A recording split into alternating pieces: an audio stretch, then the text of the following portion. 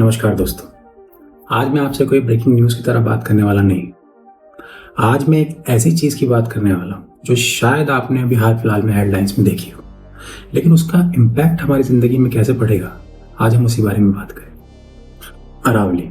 जी हाँ, जो आज अरावली के साथ हो रहा है ना, वो सिर्फ पहाड़ों की कहानी नहीं है, वो हमारी हवा, हमारा पानी और हमारे फ्यूचर की कहानी। इस वीडियो में मैं सिंपल तरीके से आपको, सिंपल लैंग्वेज में आपको मैं बताऊंगा कि अरावली क्या है, सुप्रीम कोर्ट का डिसीजन क्या है और ये सब हमें कैसे इम्पैक्ट करने वाला है। अरावली एक्चुअली है क्या? सबसे पहला थोड़ा बेसिक समझना जरूरी है। अरावली माउंटेन रेंज इंडिया की ही नहीं बल्कि दुनिया की सबसे पुरानी माउंटेन रेंज है।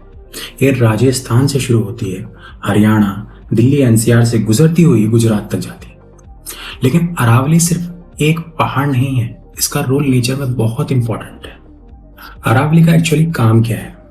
अरावली डेजर्ट को आगे बढ़ने से रोकती है, ग्राउंड वाटर को रिचार्ज करती है, पॉल्यूशन को ब्लॉक करती है, एक्सट्रीम हीट को कंट्रोल करती है। सिंपल शब्दों में बात करें, अरावली हमारे लिए एक नेचुरल शील्ड है, जैसे एक साइलेंट सिक्योरिटी गार्ड जो बिना बोले सालों से हमारी प्रोटेक्शन कर रहा है। अब कंट्रोवर्सी कहां से आई? अब सवाल यह है, अचानक अरावली कंट्रोवर्सी में कैसे आ गई? प्रॉब्लम शुरू हुई डेफिनेशन से। डिफरेंट स्टेट्स और डिपार्टमेंट्स अरावली को अलग अलग तरीके से डिफाइन करते हैं। इस वजह से माइनिंग, कंस्ट्रक्शन और लैंड यूज को लेके कोर्ट केसेस बढ़ते जा रहे हैं। सुप्रीम कोर्ट के सामने सवाल यह था, अरावली है क्या और लीगली उसको कैसे डिफाइन किया जाए। सुप्रीम कोर्ट क्या कहती है? सुप्रीम कोर्ट ने एक्सपर्ट कमेटी की डेफिनेशन को माना है, जो कि क्या कहती है कि सिर्फ वही लैंड अरावली में मानी जाएगी जो अपने आसपास के 100 मीटर या उससे ज्यादा ऊंचा हो। जी हाँ, जो अपने आसपास के ग्राउंड से 100 मीटर या उससे ज्यादा हो।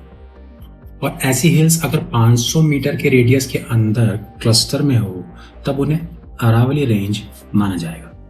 सुनने में ये टेक्निकल लगता है, लेकिन असली दिक्कत यहीं से शुरू होती है। लोग इस डिसीजन से परेशान क्यों हैं? क्योंकि अरावली का बहुत बड़ा हिस्सा इतना ऊंचा ही नहीं, मतलब जो एरियाज कल तक अरावली के नाम से प्रोटेक्टेड थे, आज वो नई डेफिनेशन के हिसाब से अरावली माने ही नहीं जा रहे। और जब कोई जगह अरावली नहीं मानी जाती तो वहाँ एनवायरमेंटल प्रोटेक्शन भी वीक हो जाता है। इसलिए एक्सपर्ट्स कह रहे हैं कि अरावली का बहुत बड़ा हिस्सा प्रोटेक्शन से बाहर हो सकता है। अब काटने का मतलब क्या है? यहाँ काटने का मतलब सिर्फ पेड़ काटना नहीं है।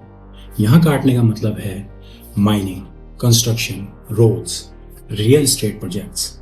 जो जगह कल तक नो गो जोन थी ना, कल वही डेवलपमेंट के नाम पर ओपन हो सकती है। और जब अरावली का स्ट्रक्चर कट होता है तो सिर्फ जंगल नहीं कटता, पूरा इकोलॉजिकल सिस्टम बिगड़ जाता है। जी हाँ, सेव अरावली क्यों ट्रेंड कर रहा है? इसी वजह से एनवायरमेंटलिस्ट बोल रहे हैं, लोकल लोग बोल रहे हैं, ट्राइबल कम्युनिटीज बोल रही हैं, क्योंकि उन्हें पता है अगर अरावली वीक हुई तो इफेक्ट सिर्फ राजस्थान या दिल्ली तक नहीं रहेगा, पूरे नॉर्थ इंडिया पर पड़ेगा। आम आदमी की लाइफ में क्या फर्क पड़ेगा?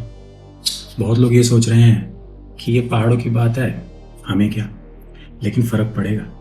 दिल्ली एनसीआर की हवा और ज्यादा गंदी होगी, ग्राउंड वाटर और नीचे जाएगा, पानी महंगा होगा, हीट वेव्स और ज्यादा स्ट्रांग होंगी, फ्लड और ड्राउट और ज्यादा आएंगी, और फिर हम बोलेंगे यार मौसम पहले जैसा नहीं रहा। तो सुप्रीम कोर्ट ने डिसीजन क्यों दिया, यह भी समझना जरूरी है।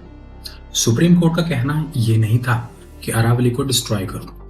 कोर्ट चाहता था कि एक यूनिफॉर्म डेफिनेशन हो, लीगल कंफ्यूजन कम हो और सस्टेनेबल माइनिंग के रूल्स बने। लेकिन सवाल यह है कि क्या यह डेफिनेशन ग्राउंड रियलिटी को ध्यान में रख के बनाई गई है या सिर्फ एक टेक्निकल पेपर वर्क है? तो इससे कंक्लूजन क्या निकल के आता है? अरावली सिर्फ पहाड़ों का नाम नहीं है, यह हमारी हवा का फिल्टर है, हमारे पानी का सोर्स है और हमारे फ्यूचर का साइलेंट प्रोटेक्टर है। इसलिए ये इशू ना पॉलिटिकल नहीं, पर्सनल है। इसको सिर्फ स्क्रॉल करके मत छोड़ना, समझना जरूरी है, बात करना जरूरी है, क्योंकि जब नेचर चली जाती है ना तो वापस लौट के नहीं आती। और अगर ये वीडियो आपको इंफॉर्मेटिव लगी हो तो शेयर जरूर कीजिएगा। कमेंट में बताइए आप अरावली के इशू को कैसे देखते हैं। मैं हूं Rahul, signing off the relatable Rahul show. नमस्कार।